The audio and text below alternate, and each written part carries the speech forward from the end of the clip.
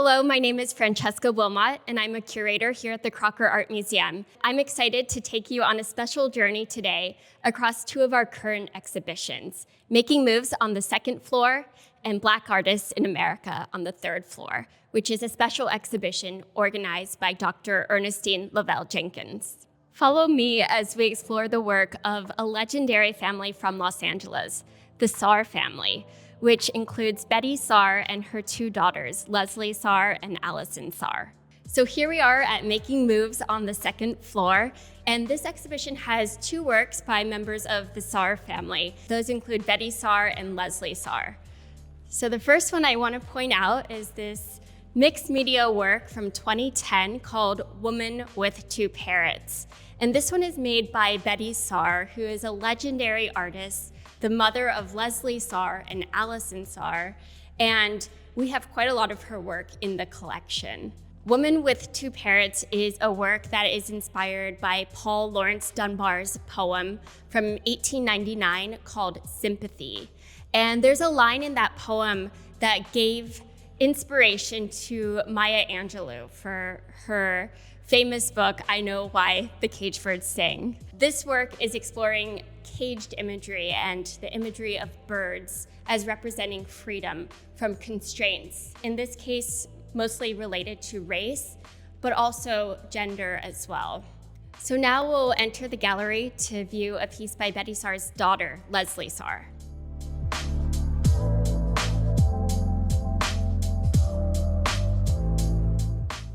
So all of the work in our Making Moves exhibition is drawn from the Crocker's collection, in addition to two private loans by Frida Kahlo that are in the exhibition. And we're showing the breadth of women's experiences across different time periods and geographies. And this is a work by Lezley Sar titled, I Turn My Back on the Ocean, Defacing the Ocean, and it's from 2019.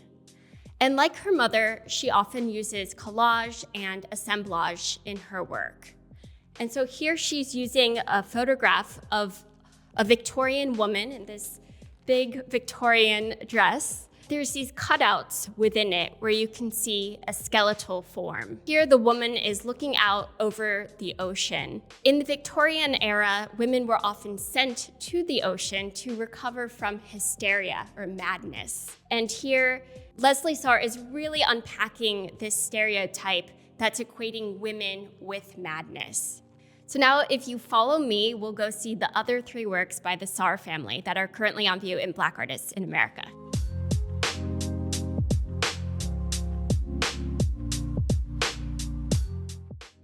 So we now have almost 30 works by Betye Saar, Alison Saar, and Lezley Saar in the Crocker's collection.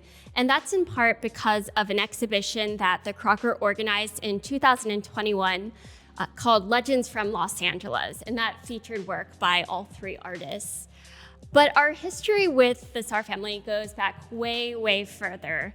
So in 1974, the Crocker organized an exhibition called West Coast 74, The Black Image. And that was actually organized by Dr. Alan Gordon, who was a professor at Sacramento State, and he was the chair of the department at that time. And that exhibition included numerous artists whose works are now in our collection, including Betye Saar, Robert Colescott, whose work you can see in Black Artists in America, as well as the artist Mike Henderson, whose work you can see on view here. So here we are on the third floor, just outside of Black Artists in America. And you can take the long way like I did, or if you're in the lobby, you can also just take the elevator straight up here. So come join me, let's take a look. The first one that I want to point out is by Alison Saar. And this is a piece called Sweet Dreams from 1983.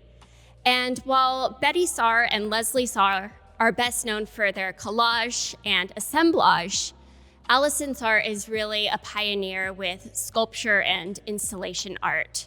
And I think we can see this in this sculpture. She carved this wooden figure. And if you look closely at the man's face, it's actually hinged. So it's as though his face has turned into a mask. And you can display it either closed or open. We decided to display it open because as you look closely, she included a woman's face behind these shards of glass within this mask-like visage. I think there's so many different interpretations for this. It could be about the world of dreams, about identity and gender identity as being fluid. It could be about trauma, hope. So many different ideas can be read into this work, and Alison Saar really leaves it open-ended so that the viewer can bring their own interpretation to the work. So the next work that I want to point out is by Betye Saar. It's a work that's in the Crocker Art Museum's collection. We acquired it in 2020, leading up to that 21 exhibition, Legends from Los Angeles, that featured work by all three Saar family members. And this is a color lithograph and collage that's called Blowtop Blues, The Fire Next Time. And Blowtop Blues, Betye Saar gets that title from a Leonard Feather song, a blues song from the 1940s. And then The Fire Next Time is from James Baldwin's famous book that's exploring race and identity. So in this work, she has included an image of Aunt Jemima in the lower right corner. And Betye Saar often took these harmful racial stereotypes like Aunt Jemima and reclaimed them in these really powerful, evocative prints and assemblages as well. On Aunt Jemima's head, she has collaged the words liberation. And so here Betye Saar is saying that reclamation is a way to achieve liberation. So the final work by a member of the Saar family that I want to point out is this assemblage by Alison Saar called Cold Bath. She made this in 1991, and she, like her mother, often used objects that she found at flea markets or salvaged from other places. In this case, it's this wooden molding, and we can speculate what that might have been from. I believe it might have been part of a mirror at one point. And she's painted this figure of a nude woman with blue skin, perhaps because she's cold, taking a bath. Above her head, we can see an afro pick. We can see a lock, as well as part of a toothbrush down below.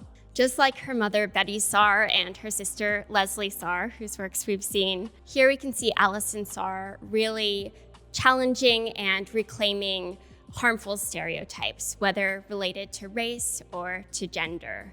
And in both of these exhibitions, that's really the goal with making moves. We're wanting to show a diverse array of experiences of femininity and womanhood, as well as in Black artists in America. If you look around the exhibition, you can see there's so many different styles and media on view, and so many different ways of working and thinking. I think works by the Saar family really help to drive that home.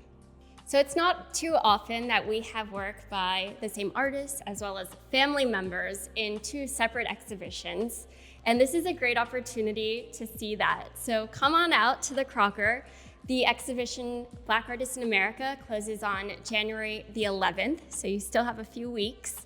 And Making Moves is open through May the 3rd.